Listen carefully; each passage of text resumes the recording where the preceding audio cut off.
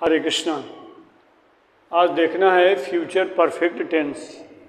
तो future perfect tense उसी तरह से है जैसे आप लोगों ने पढ़ा था पास्ट परफेक्ट टेंस। अब पास्ट परफेक्ट टेंस और फ्यूचर परफेक्ट टेंस में थोड़ा सा अंतर होता है।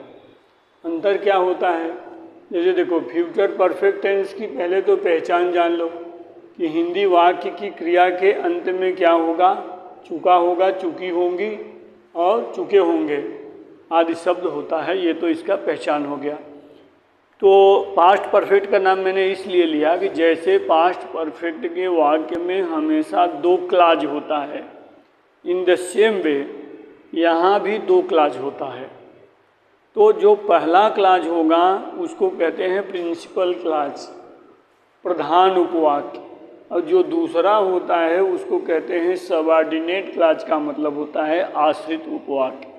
तो जो प्रिंसिपल क्लाज बनता है सेंटेंस, उसको हमेशा फ्यूचर परफेक्ट टेंस का रूल अप्लाई किया जाता है, और जो आश्रित उपवाक्य होता है उसमें प्रेजेंट इंडेफिनिट टेंस का प्रयोग किया जाता है। चूँकि आप लोगों ने देखा कि मैं बार बार पास्ट परफेक्ट का इसलिए नाम ले रहा हूँ क्योंकि आप पढ़ चुके हो।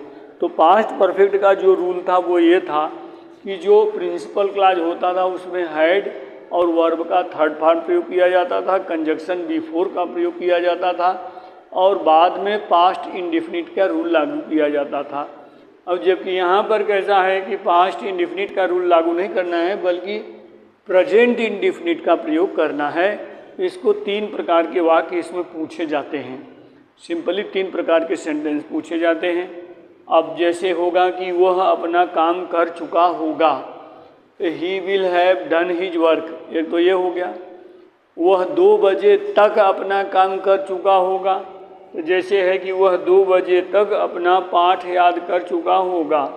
इस तरह का वाक्य होगा तो आप लिखेंगे ही will have learned his lesson. अब यहाँ तक के लिए किसका प्रयोग करेंगे? बाई का प्रयोग करेंगे। बाई 2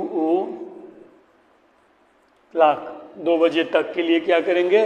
बाई 2 o'clock कर दिया। ही will have learned his lesson by 2 o'clock। या जैसे तीसरा प्रकार का वाक्य हो सकता है कि मेरे आने से पहले वह घर पहुंच चुका होगा, तो he will have reached home before I come. यहाँ केम का प्रयोग नहीं होगा। क्यों? क्योंकि केम जो होता है वो किस में प्रयोग किया जाता है? पास्ट इंडेफिनिट टेंस में।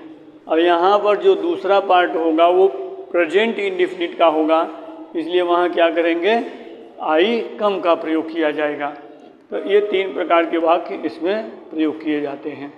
ठीक है, इनके सेंटेंसेस मैं और लिखता हूँ और आप लोग उसको समझिए।